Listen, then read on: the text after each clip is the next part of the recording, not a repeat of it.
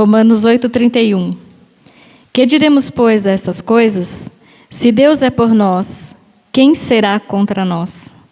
Vamos cantar o hino 454 do cantor cristão.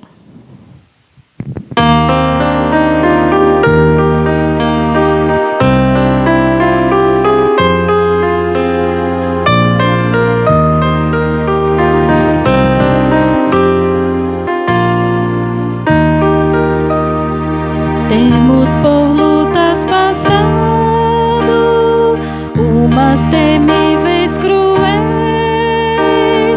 mas o Senhor tem livrado delas seus servos fiéis. Força e poder nos tem dado, Ele nos tem sustentado, dando-nos sua mão vida de paz, perdão, salvação. Sim, Deus é por nós, quem nos vencerá? Dar-nos a poder real, Deus nos guardará, defender-nos-á, livrará do mal. Vamos, irmãos, cantar nosso Senhor, louvar, exaltar. Sim, Deus nos tem prometido uma vitória cabal. Não se tem Ele esquecido que na palavra real Ele nos tem protegido, tudo nos tem garantido.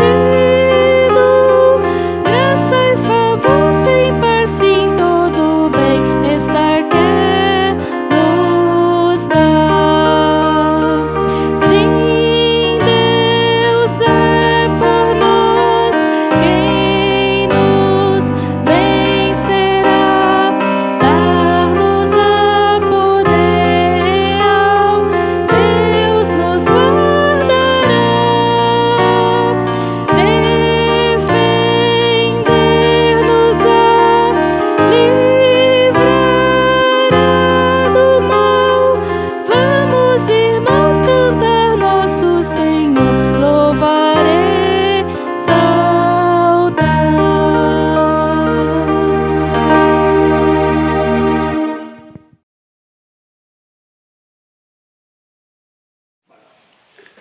Boa noite a todos. Estamos iniciando mais uma vez o nosso culto, aqui mesmo da igreja, e você aí na sua casa.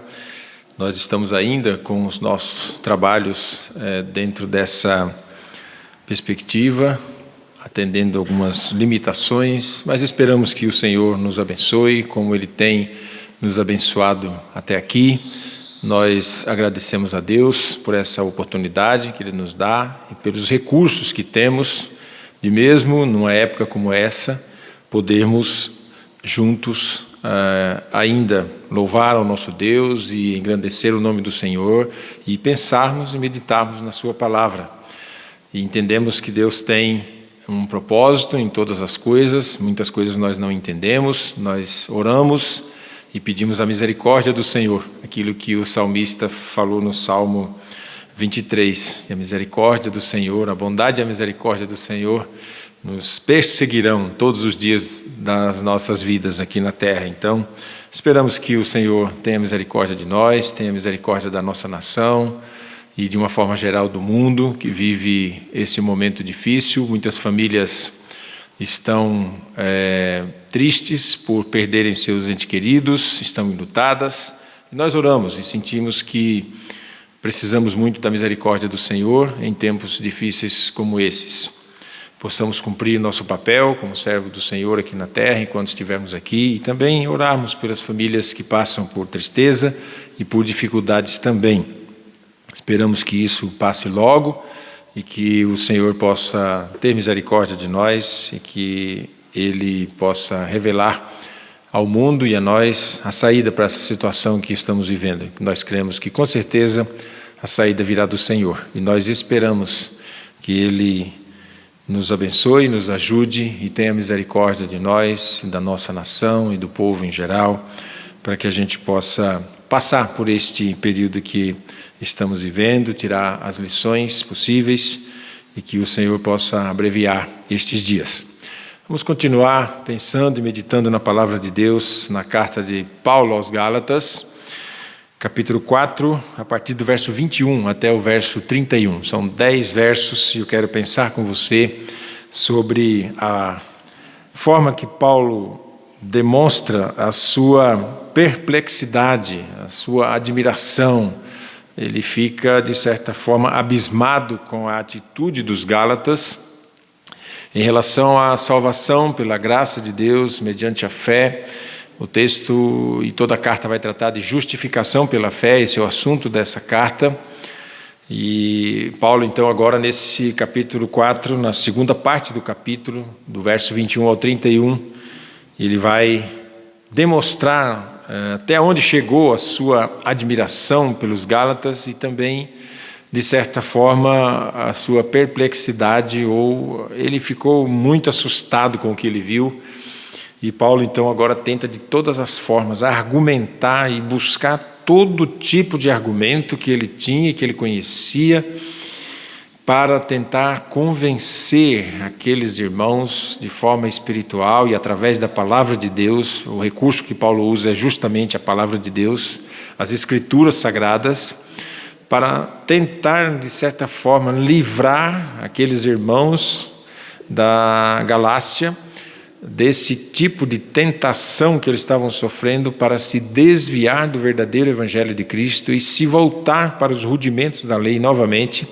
Um grupo de missionários aí, legalistas, estão querendo trazer de volta, fazer com que eles retrocedessem na sua fé. E Paulo, então, demonstra a sua preocupação com isso, em preservar a sã doutrina, em preservar o verdadeiro Evangelho, em preservar a salvação pela graça em Cristo Jesus. Então, essa preocupação Paulo demonstra em toda essa carta aos Gálatas, e aqui nesse texto especificamente, ele vai buscar algumas referências do Antigo Testamento para fortalecer o seu argumento a respeito da salvação pela graça mediante a fé. Nós vamos orar e em seguida vamos para a leitura do nosso texto. Senhor, nós agradecemos ao Senhor mais uma vez estarmos pensando e refletindo na Tua palavra. Nós pedimos que o Senhor nos ajude, nos auxilie com o Teu Espírito Santo e que aonde esta mensagem chegar, aonde as pessoas ouvirem esta mensagem, os Teus servos, aqueles que também ainda não conhecem o Senhor Jesus como Salvador das suas almas, que o Espírito Santo trabalhe no coração deles através da Tua palavra, que é viva e eficaz, e que pode produzir uma eficácia, uma mudança, uma transformação de vidas, e nós cremos que a Tua palavra tem este poder, e que a ação do Espírito Santo possa converter pessoas aonde esta mensagem chegar. Nós Te louvamos e Te agradecemos e pedimos o entendimento da Tua palavra, auxiliados pelo Teu Espírito Santo. Nós oramos em nome de Jesus. Amém. Quero começar, antes de ler o texto, pensando naquele jovem rico que a Bíblia fala que ele procurou o Senhor Jesus e a intenção do seu coração era buscar a sua justificação, buscar a justificação da sua alma. E ele procura o Senhor Jesus de noite, a Bíblia diz. E ele disse: bom mestre, o que hei de fazer para herdar a vida eterna? E o Senhor Jesus vai responder para ele: por que me chamas bom? Só há um bom, que é o nosso Deus, o nosso Pai Celestial. E ele passa a colocar algumas situações de que ele já praticamente dominava na questão da lei. Ele era um rabino, e Nicodemos era o seu nome, e ele então vai encontrar Jesus de noite, às escondidas, mas ele tinha bastante respeito pelo Senhor Jesus, porque já conhecia algumas obras que o Senhor Jesus tinha feito, e a essa altura do ministério terreno de Jesus, Jesus já era muito conhecido por suas maravilhas e pelos seus milagres e pelo seu ensino. Então a palavra de Nicodemos é essa: nós sabemos que tu és vindo de Deus, porque ninguém pode fazer os sinais que tu fazes se Deus não for com ele. Então o Senhor passa a explicar para ele sobre um novo nascimento, sobre a forma de se tornar filho de Deus. E aí o Senhor vai explicar para Nicodemos como é que ele poderia ser um filho de Deus, herdar a vida eterna, já que essa era a sua pergunta e a sua curiosidade. E o Senhor faz isso dizendo para ele que se alguém não nascer de novo, não pode ver o reino dos céus. E aí Nicodemos fica questionando algumas questões à luz do que ele entendia, humanamente falando. Como pode um homem voltar, nascer de novo, sendo velho como eu? Porventura eu vou voltar novamente para o ventre da minha mãe e tornar a nascer de novo? E o Senhor estava falando sobre o nascimento espiritual e não sobre aquele nascimento que todos os seres humanos já passaram por ele. E ele disse: olha, se alguém não nascer da água e do Espírito, esse não pode ver o reino de Deus. E o Senhor então explica para ele que a regeneração é algo muito importante na vida do ser humano para que ele possa, de fato, herdar o reino de Deus. A salvação pela graça, pela fé e não pelos rudimentos da lei, pega Nicodemos de surpresa na sua conduta e na sua postura, como uma pessoa que conhecia muito a lei e achava que isso era suficiente para a sua salvação e para a sua redenção em Cristo Jesus. Então o Senhor explica para Nicodemos como é que ele deveria fazer, e diz: se não nascer de novo, não pode ver o reino de Deus. Então a palavra de Deus explica claramente que é através do Senhor Jesus Cristo que nós nascemos de novo, e que ninguém pode ver o reino de Deus se não nascer de novo através do Espírito Santo e através da obra redentora do Senhor Jesus Cristo. A ideia é que se alguém perguntar para você o que eu preciso fazer para ser salvo, lendo esta carta e pensando nessa carta, você tem argumentos suficientes para dizer para a pessoa que para a sua salvação é necessário que ela creia no Senhor Jesus Cristo como o único e suficiente Salvador. Aquilo que nós sabemos e muitas vezes nós até falamos nas nossas orações, né? Mas que às vezes a gente tem dificuldade de aceitar no dia a dia e na vida real.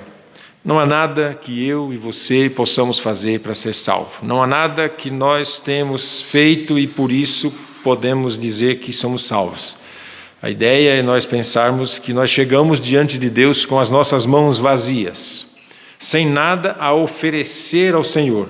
Porém, nós estamos diante da sua graça e da sua misericórdia que Ele ofereceu a nós e oferece ainda hoje àqueles que esperam em Deus pela sua salvação, ou que vivem o conflito da sua salvação. Vamos ao texto para que a gente possa pensar um pouco mais e tirar desse texto algumas lições para nós. Então Paulo, quando escreve essa segunda parte, ele vai buscar um argumento no Antigo Testamento que ele chama de alegoria. Dizei-me vós os que quereis estar sob a lei, ou debaixo da lei. Acaso não ouvis a lei? Pois está escrito que Abraão teve 2 filhos, um da mulher escrava e outro da livre. Mas o da escrava nasceu segundo a carne, o da livre mediante a promessa. Estas coisas são alegóricas, porque estas mulheres são 2 alianças. Uma, na verdade, se refere ao Monte Sinai, que gera para a escravidão. Esta é Agar.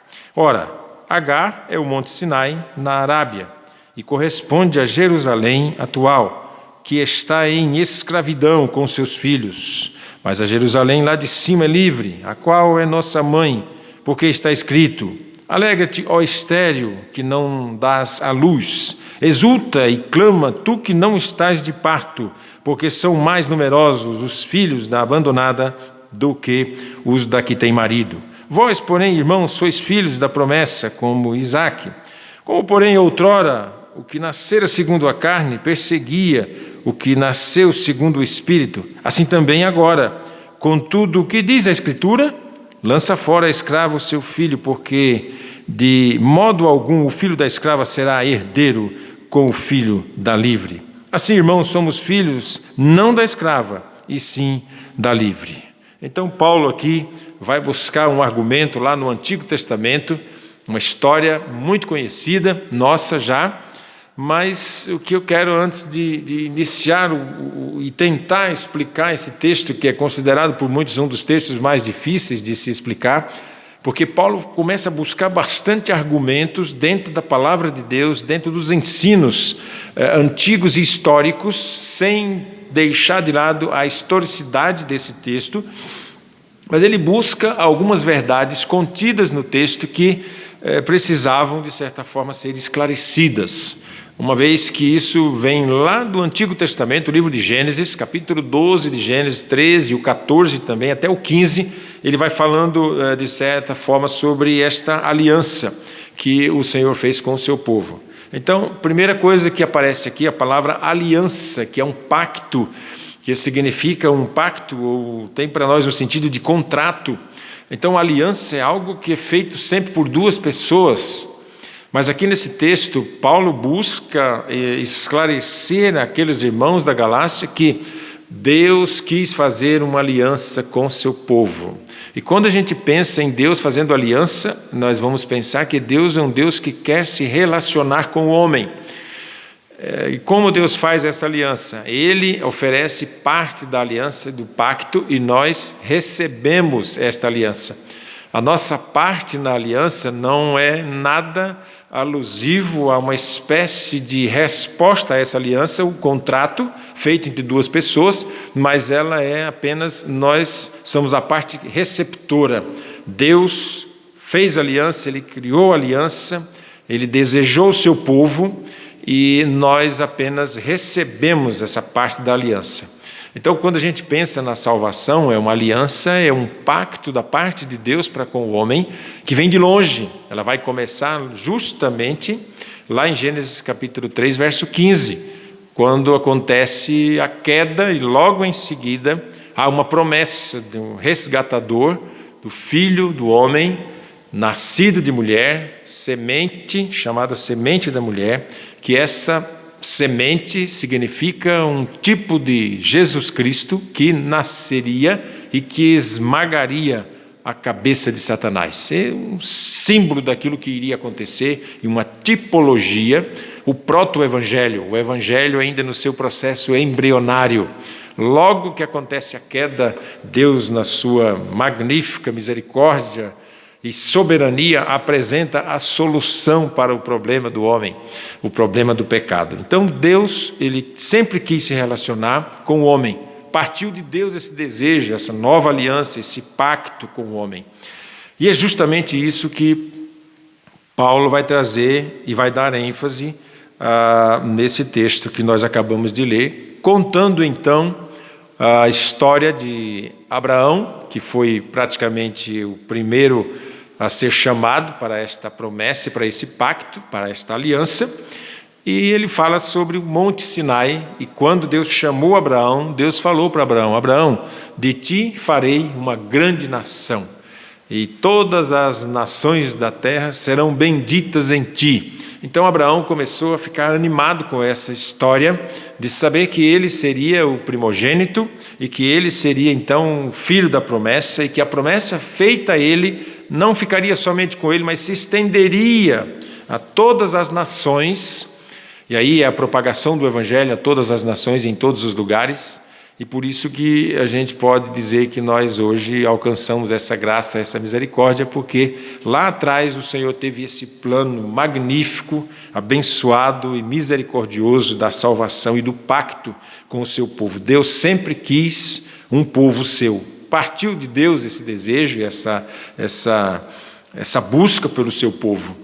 E nós fazemos parte disso justamente por causa da misericórdia de Deus que nos alcançou. Então, ele vai contar a história e também como começou esse pacto, sem deixar de lado a parte histórica do texto, mas o que Paulo chama de alegoria aqui, na verdade, no original, a palavra se aproxima muito mais de uma tipologia, ou um tipo de Jesus Cristo, ou que significa, na verdade, muito mais do que uma ilustração que a gente está acostumado a pensar para refletir, às vezes, uma palavra, para refletir um ensino.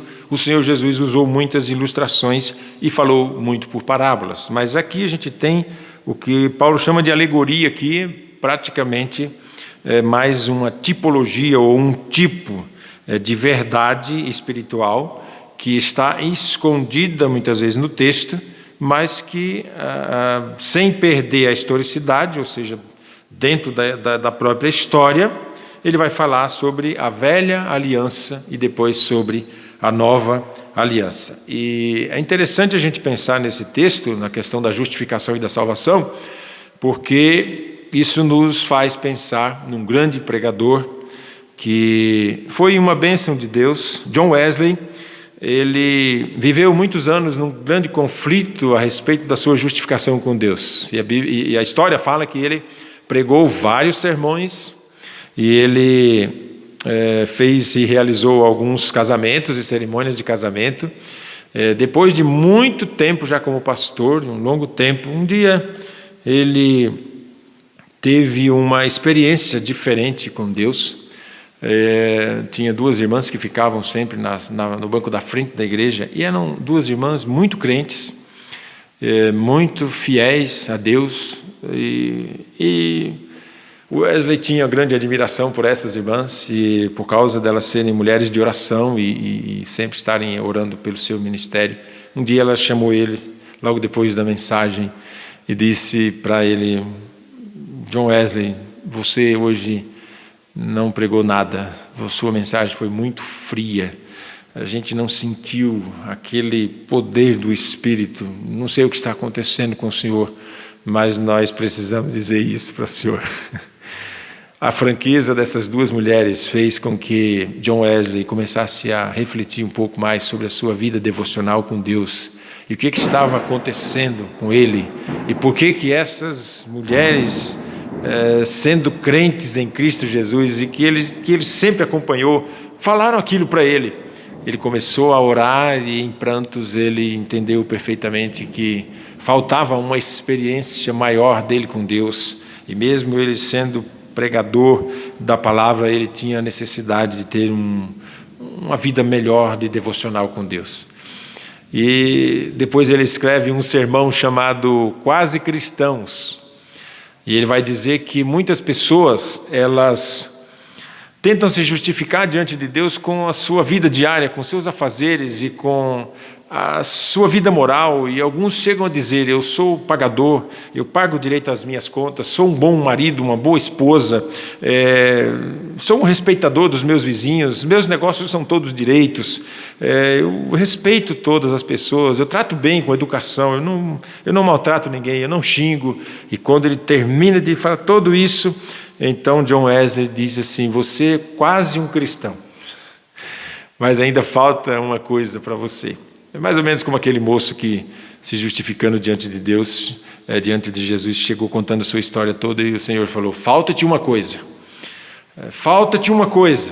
E ser cristão é apenas uma coisa que falta para as pessoas, é de fato eles entenderem perfeitamente que este pacto e esta aliança, ela é feita pelo Senhor Jesus Cristo, ela é feita pelo sangue de Cristo derramado na cruz, e não há nenhum tipo de vida diferente, de guarda, de lei, de rudimentos ou de regras que me faça ser salvo.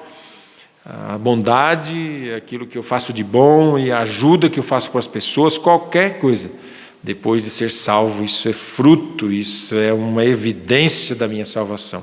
Mas isso não é o que vai me conduzir a Jesus Cristo como uma pessoa salva. Então, quando Paulo vai falar sobre essa alegoria, ou sobre esse tipo de Jesus, esse tipo de salvação, ele vai justamente colocar diante de nós essa história de Agar e de Abraão, Sara, Isaac e Ismael.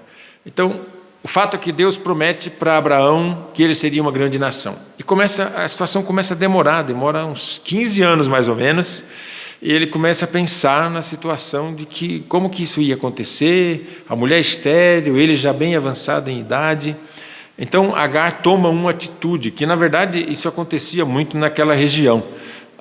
As mulheres elas tinham muito desejo de ser mães, e quando isso não acontecia, então era comum já naquela região a mulher entendendo que se aquela pessoa que trabalhasse na sua casa ou que vivia ali, que era chamada de escrava ou serva, a palavra escrava que aparece é porque ela era serva e trabalhava na casa, tivesse filhos, então ela adotava aqueles filhos passaram a ser dela.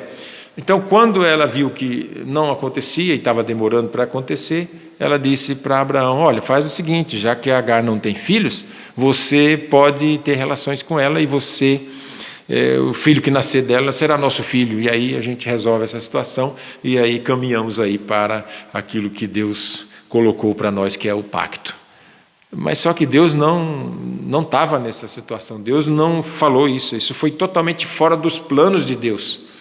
Ele disse a Abraão: de ti farei uma grande nação, juntamente com a esposa que você tem agora, que é Sara. Deus não deu uma segunda alternativa para Abraão, disse: olha, se a coisa não andar muito bem, você pode fazer aí do seu jeito mesmo. O que alguns comentaristas falam é que Sara tentou dar uma mão para Deus, tentou ajudar Deus no processo todo. Já que não está acontecendo nada, você então tem um filho com a escrava, e esse filho, ele vai ser aí o filho da promessa. E isso aconteceu de fato, mas só que a Bíblia diz que esse filho que nasceu, chamado Ismael, ele vai praticamente criar uma situação muito difícil, e essa situação se perdura até hoje, né?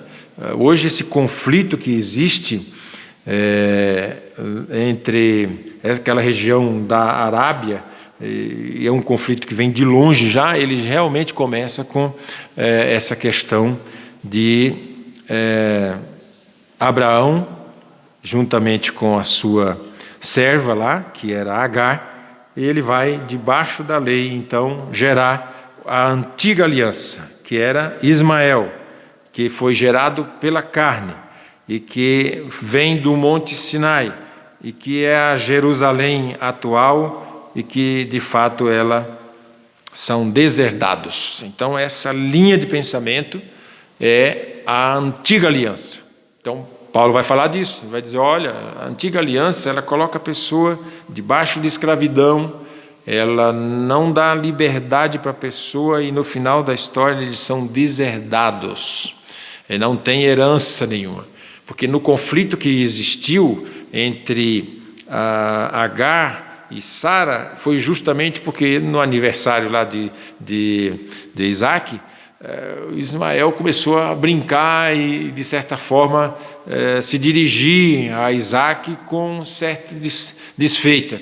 E quando Sara viu isso, falou: manda embora, além dela, Agar manda o menino também, põe esses dois para fora daqui, eles não vão ser herdeiros juntamente com o nosso filho. E Abraão fez isso, ele mesmo não gostando muito da ideia, ele realmente colocou aquelas duas pessoas para fora, e você vai ver que a história vai revelar que Deus teve misericórdia de Agar e também de Ismael, mas esse fato se consumou. Então gerou esse conflito. Mas pela fé, o novo pacto, a nova aliança, ela vem de Sara. E por causa da gente estar debaixo dessa promessa, o texto diz que Sara é a nossa mãe. E aí também ele vai andar um pouquinho mais e vai dizer: olha, pela promessa do Espírito, Sara é a nossa mãe. Essa promessa vem do Monte Sião, ela é celestial, ela é a Jerusalém celestial, e nós somos herdeiros dessa promessa, e essa Jerusalém celestial somos nós. Então, quando a gente vai pensar na questão de ser verdadeiramente um judeu, a Bíblia vai falar isso lá no capítulo 2 de Romanos, ele vai dizer lá no verso 29, que não é judeu aquele que o é de nascimento, mas aquele que é espiritualmente.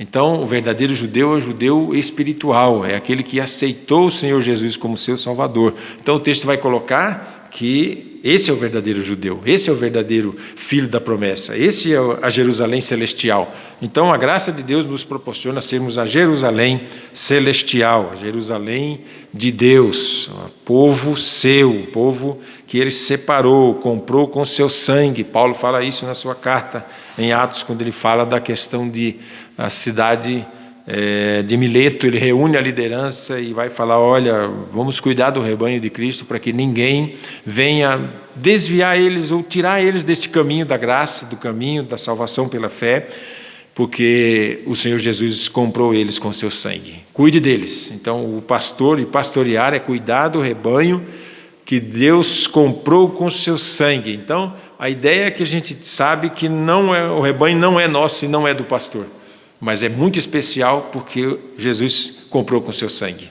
O preço que foi pago foi o sangue de Cristo. Então, a Nova Jerusalém, ela vai herdar o céu, e aonde Cristo está, e ele já reina em poder. Então, quando ele vai falar sobre essa alegoria, é um tipo de Cristo, é um tipo de salvação.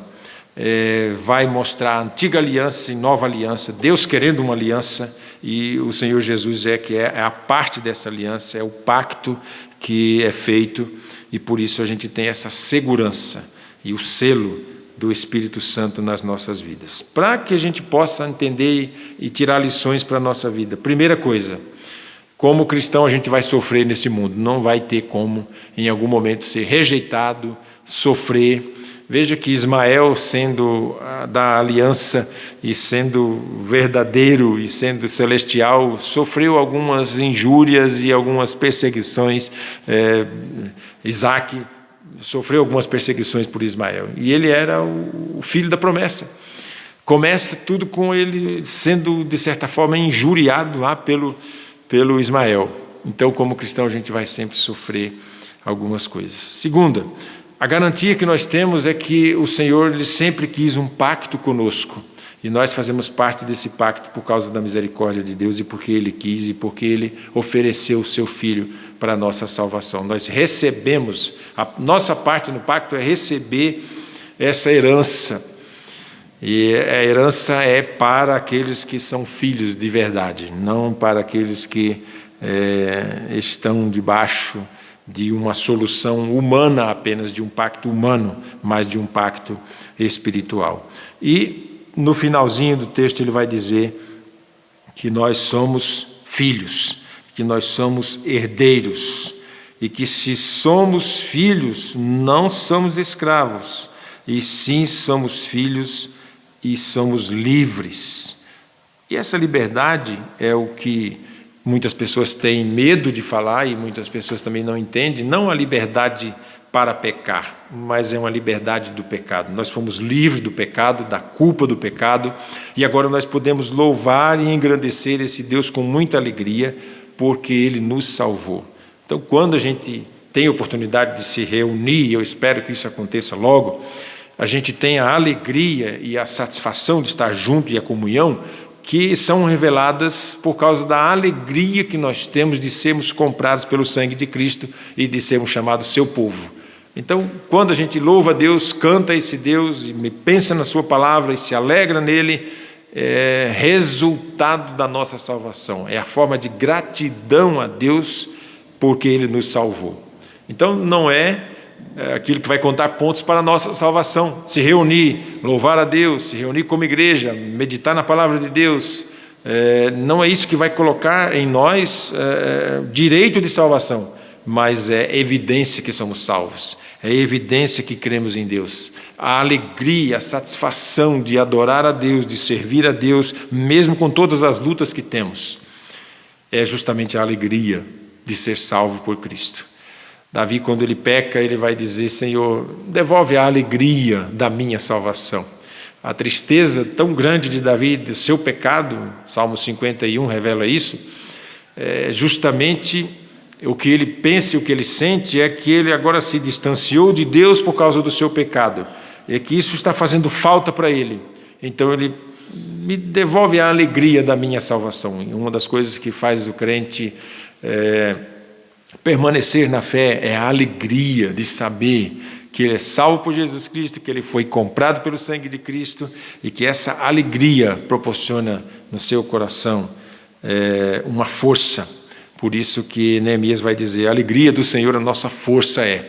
O cristão ele tem a alegria de Deus como uma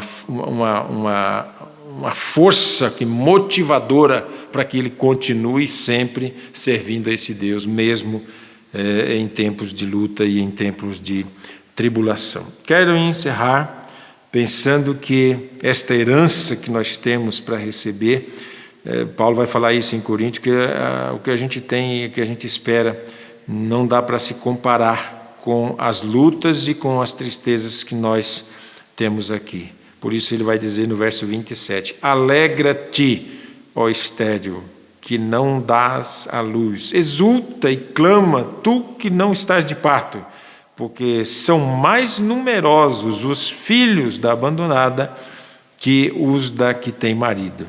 Vós, porém, irmãos, sois filhos da promessa, como Isaque. Como, porém, outrora, o que nascera segundo a carne perseguia o que nasceu segundo o Espírito, assim também agora. Contudo, o que diz a Escritura?